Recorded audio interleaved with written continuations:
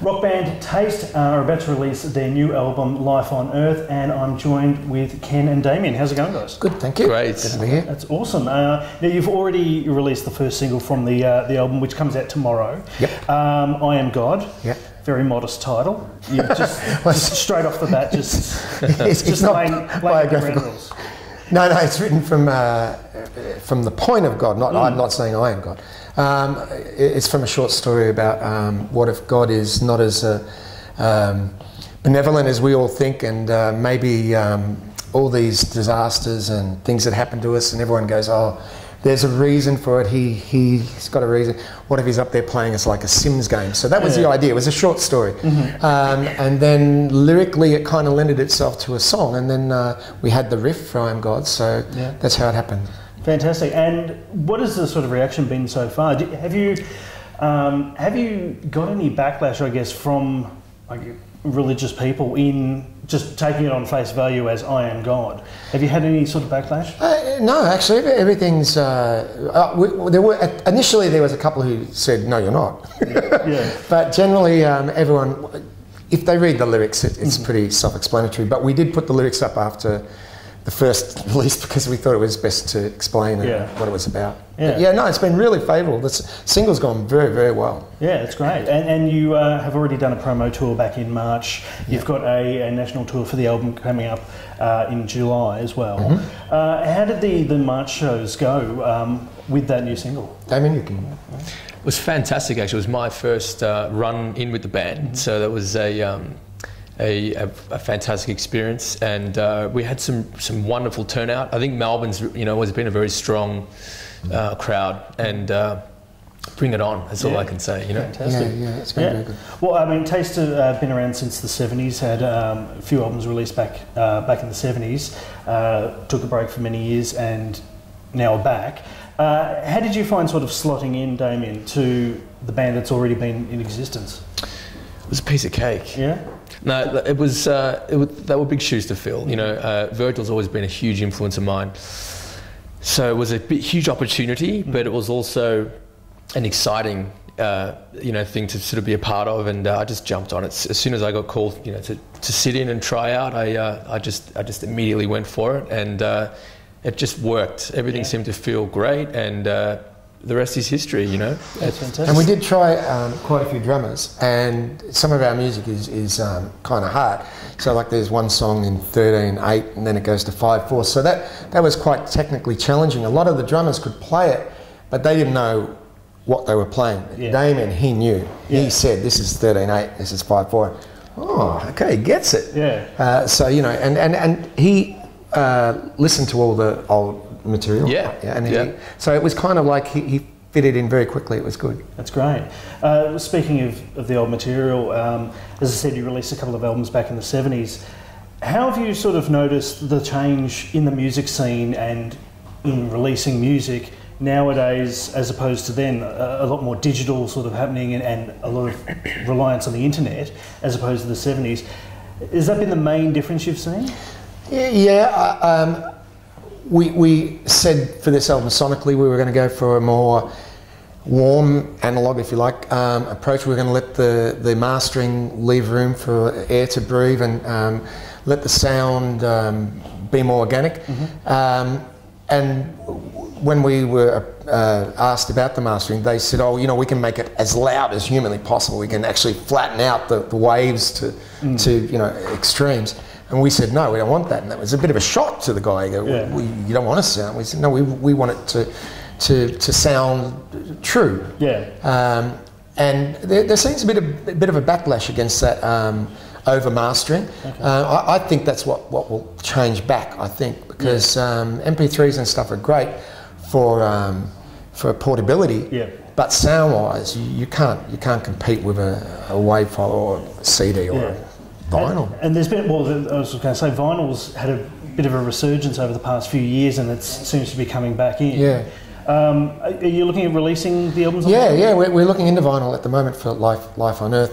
My son said to me today, I asked him if he was still playing records, because we got him a record player, and he said, I love it, but it's just such a hassle. Yeah. Hassle is taking it off, flipping it over, putting it back. Yeah, that must kill me. And also, but you do have to be very careful. You don't want to scratch. Well, that's true. That's true. That's yeah. my sort of. You know, you tended to listen to an album from start to finish. Yeah. In those days, with MP3s and streaming, which has gone berserk, you do skip. You go, I don't like this after 20 seconds, and you know they're not written to be heard for 20 seconds. And that's why, like, say an album like, say, Dark Side of the Moon, which is intended to be listened to as a whole, works in that vinyl sense. And I think there's always that pride in having to walk to the record store, you know, purchase it, you know, walk back. You know, it's more of an experience. Where nowadays you can just as you said, just test the demo and just skip to the next track or whatever. Oh, my phone's downloaded an album while we're doing this interview, actually. So it's. Is it? No, it's not. But I mean, that's I have to sue you because it's not out yet.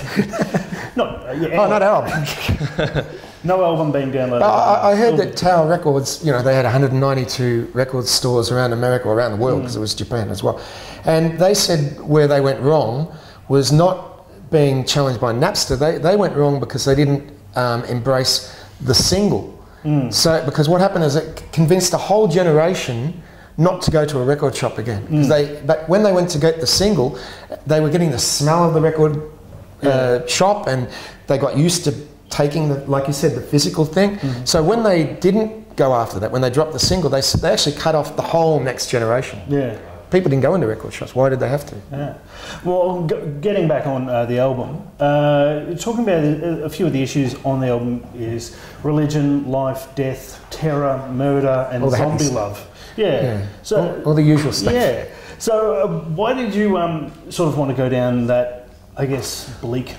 Well, yeah. That even Rock Is Dead, the last album, which was in 2008, that was pretty similar in theme. It's just the way I think. But this album, it developed a life or a theme after we wrote Life on Earth.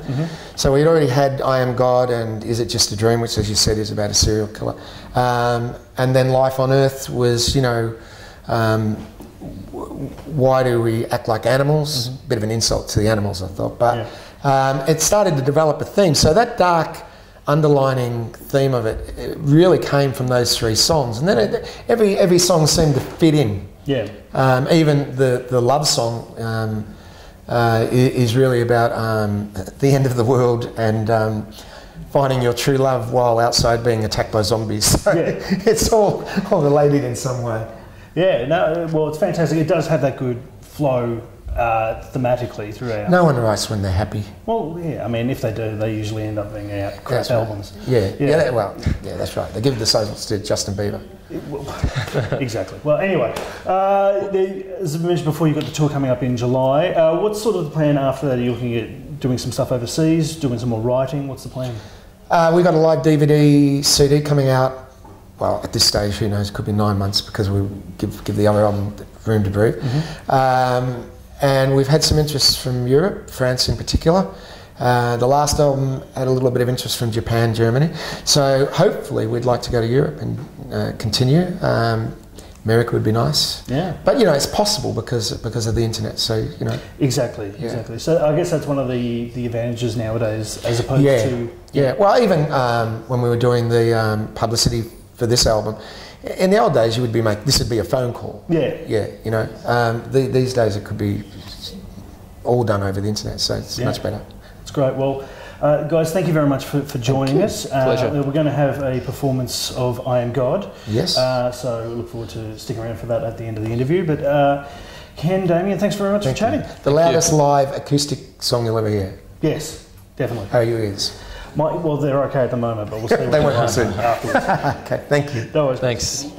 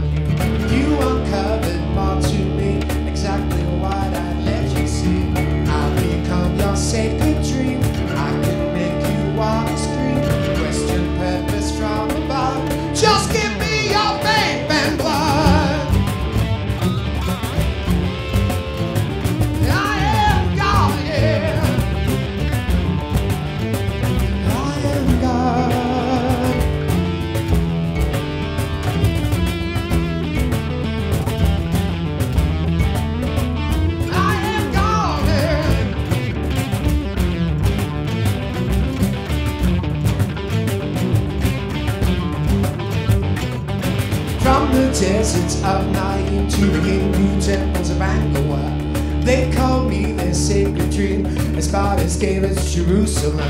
Question champion from above, creation of an everlasting love. Question purpose, all you want, just give me your faith and blood.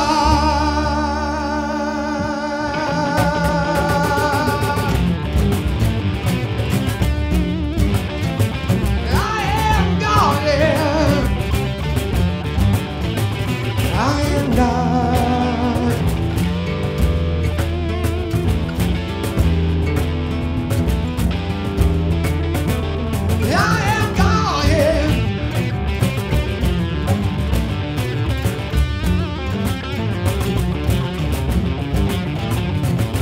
Screaming Texas in 64, I heard the cries of the pleasure wall.